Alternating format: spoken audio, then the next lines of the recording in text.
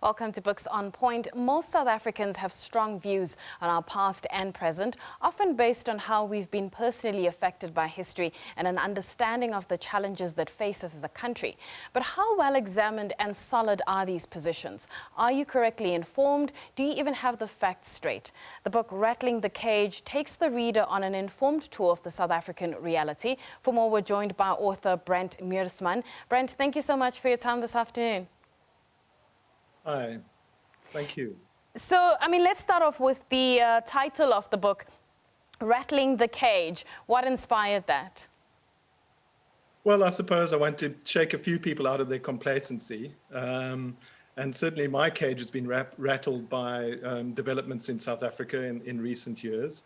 And so that was the idea, yes. A set of essays looking critically at South Africa and not being complacent and examining where are we and asking hard questions of myself and of the reader. On that note then, why did you think it was so important for you to do that re-examination right now, especially in the form of essays? Well, I think it's necessary for us to try and understand our history and understand where we fit into it. And I think we should all be examining our views, that our views are not just formed by our social bubble. They're not just what our friends think. They're not just the things that we pick up, but actually sit down and examine your life and examine the facts. And I think that's something everybody should do. And I thought, having written about South Africa for more than 20 years, I thought I was relatively well placed to do that. And so it was a personal journey in that way. I'm not always happy with the conclusions that I come to. I wish things were otherwise. But unless somebody can show me evidence to change my views, which I would be very happy if they could, I've come to some hard conclusions. Before we even get to those hard conclusions, and I'm sure the reader, once they get their hands off the book, will be able to, go through that journey with you. 27 years into democracy, what has been, one, the most disturbing aspect for you? And I suppose the other part, the smile on your face. What puts the smile on your face and makes you positive, at least about South Africa? Yes, I've always been positive about the country, and I remember just how bad things were in the 1980s, and I remember apartheid, and I remember the kind of government, the regime that we had then, and how we survived that. I think if we survived that, we can pretty much survive anything. And there's a hell of a lot to be positive about. However, there is the crushing reality of, look at the reality of South Africa today, 27 years into democracy, very few jobs, very little land. And I suppose the animating force behind the essays is my indignation at the levels of poverty and inequality in South Africa. But the poverty is dire, and we have, as you know, how did the Americana massacre happen? That was maybe one of the animating questions, was how did we have the Americana massacre in a democratic South Africa? Why do we have 5 million people living in shacks? Why do we have 7 million people looking for jobs? Why have more than 1 million farm laborers been evicted from farms since 1994?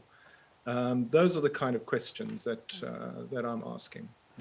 The one chapter that caught my attention was chapter 11 on dignity and humiliation. Take me through your conclusion of those two concepts given our history. Well, I think humiliation as an animating force in history is underreported and sort of underappreciated. I think that where nations have been humiliated, wars will rise up later. I think it's one of the seething undercurrents of history that drives a lot is past humiliation. And I think it's very much with us. And especially when people make racist statements, it really bubbles up to the fore when people's dignity is impinged. And also dignity is the founding thing of our Constitution. It is the basis of our laws. It is the idea that purely by being a human being, by being an autonomous entity that is not to be used or instrumentalized by other people, you have an inherent dignity. And from that dignity flows your human rights and your basic rights. And in the South African case, we've made socioeconomic rights, as we should. The primary thing that upholds our dignity. So that is the golden thread of the Constitution. And it is the reality in South Africa that if you are poor and Black, your dignity is impinged upon with impunity by many, many forces, not only in the humiliation of your living conditions, but if we look at the police brutality, if we look at how officialdom treats people, that is my most serious concern with South Africa, from which all the other things flow. Do people still care about the media? You asked that question in your book. Do people still trust the media? Well, not if it's been drinking. I think there is trust in the media. I do think that people do get their news, and they certainly repeat what the media says, even when it's sometimes got it wrong. So I think that there is trust and there is faith in the media, but I do think that it has been shaken, and it has been shaken quite profoundly by recent scandals and things that have come out. As we saw with the security agencies being involved. We haven't seen that so boldly done since the Citizen and the Eshel Rudy information scandal. So the same old tricks reappearing in the democratic South Africa.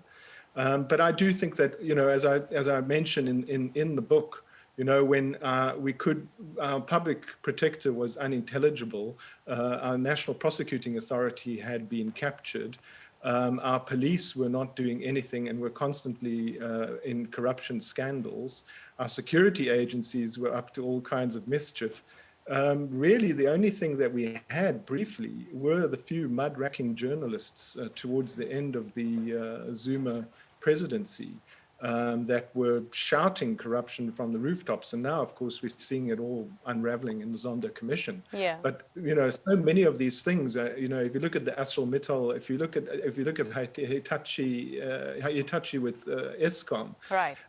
If you look at scandals there, those we were reporting along 15, 16 years ago. And nothing was done about it, but it was already out there. It was already in the press. Brent, I'd love to talk to you even further. So many questions to ask. However, some of those questions that viewers may have, they can perhaps try to find some of the answers in this book. That is Brent Meersman, who is the author of a new book titled Rattling the Cage. Thank you so much for tuning in. More news with my colleague Nzinga Kunta at the top of the hour. Your weather details are up next.